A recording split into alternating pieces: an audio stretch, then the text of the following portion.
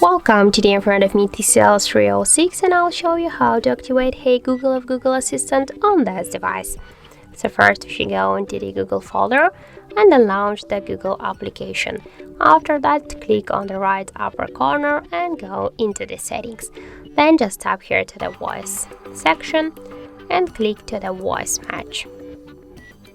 And now you can see here the Hey Google switcher, and if you should click here only once on the switcher to activate it. Then just click here to next, read the description, click yes I agree, tap to continue, and after that here we should just retain our voice model here. So just click here next, again I agree,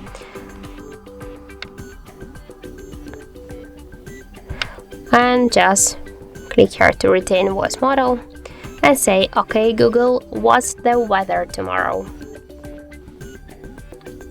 Okay Google, remind me to water my plants every Monday. Hey Google, make a call.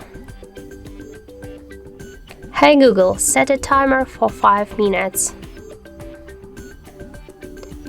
And now just tap here to finish. And I'll just say Hey Google. And as can you see that the Hey Google feature is activated. So that's it. Thank you for watching, and if you found this video helpful, don't forget to leave a like, comment and to subscribe our channel.